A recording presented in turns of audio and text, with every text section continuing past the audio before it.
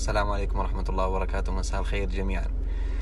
مو خافي عليكم أيها الأحبة محبة الصحابة رضي الله عنهم للنبي صلى الله عليه وسلم، يعني رضوان الله عليهم أحبوا النبي صلى الله عليه وسلم حبا عظيما، ضربوا أروع الأمثلة في حبهم له عليه الصلاة والسلام.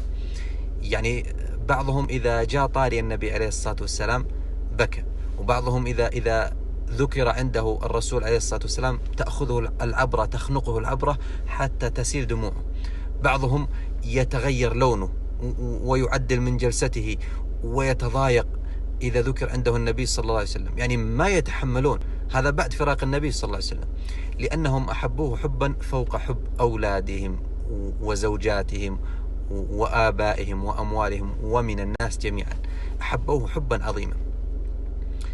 لما مات النبي صلى الله عليه وسلم انقطعت صورته عليه الصلاة والسلام، فما عادوا يرون النبي عليه الصلاة والسلام، يعني يسمعون عن أخباره، يسمعون من يقول قال الرسول صلى الله عليه وسلم كذا وكذا وفعل الرسول كذا وكذا، لكنهم خلاص ما عاد يرون النبي عليه الصلاة والسلام، فانقطعت صورته.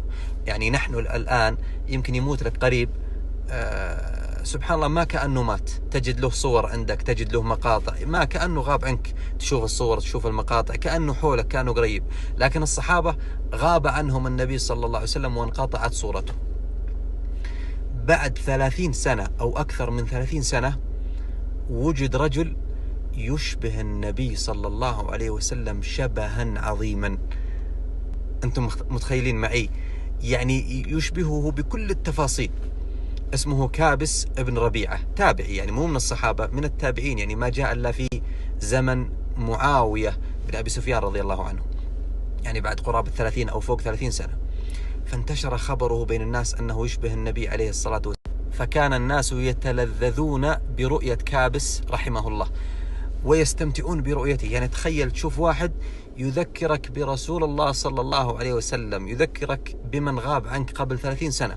حتى أنس بن مالك رضي الله عنه، أنس خادم الرسول تعرفونه، كان إذا شاف كابس يبكي ويقول ذكرتني يا كابس برسول الله صلى الله عليه وسلم، ذكرتني، ويتأمل كابس وينظر الكابس، ويعني يتمقل كابس رضي الله عنه ويقول ذكرتني برسول الله صلى الله عليه وسلم. وكان يقول لمن حوله، يقول من أحب أن ينظر إلى رسول الله فلينظر إلى كابس. وكان الناس يحبونه، ومن يقبل عليه يضمه ويقبله، يعني خلاص ترى صورة رسول الله قدامك تمشي. والرسول المتوفي له 30 أو أكثر من 30 سنة. انتشر خبر كابس رحمه الله حتى وصل معاوية بن أبي سفيان رضي الله عنه.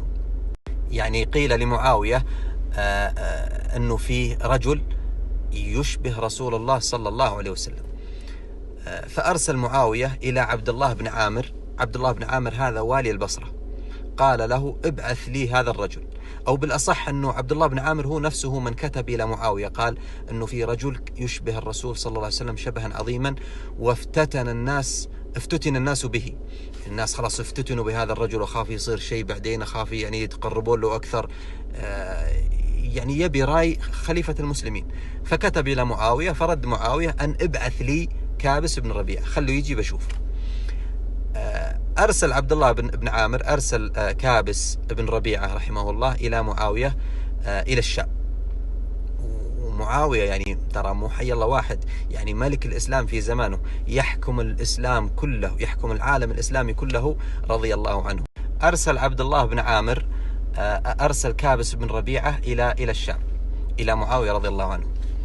لما جاء كابس بن ربيعة ودخل قصر الملك، أول ما دخل اندهش معاوية رضي الله عنه لما رأى هذا الرجل. هذه صورة رسول الله صلى الله عليه وسلم. معاوية يعرف الرسول لأنه صحابي وعاش مع الرسول وشاف الرسول، لكن الرسول ميت من زمان. لما شافه اندهش ونزل من كرسيه، كرسي الملك، ونزل واستقبل كابس عند الباب، يعني نطحه في الطريق وقبله بين عينيه، يعني قبل كابس مع جبهته بين عينيه. يعني يوم شاف ما قدر يتصرف معاوية رضي الله عنه.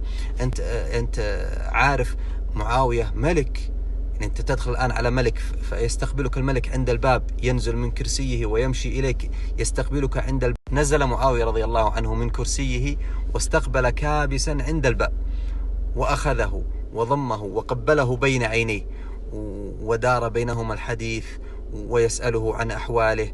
ومعاوية يعني يتأمل في هذا الرجل، يعني سبحان الله، صورة الرسول أمامي، يعني خلقة الرسول أمامي، فكان ينظر إليه ويقبله ويدنيه ويقول لك حاجة.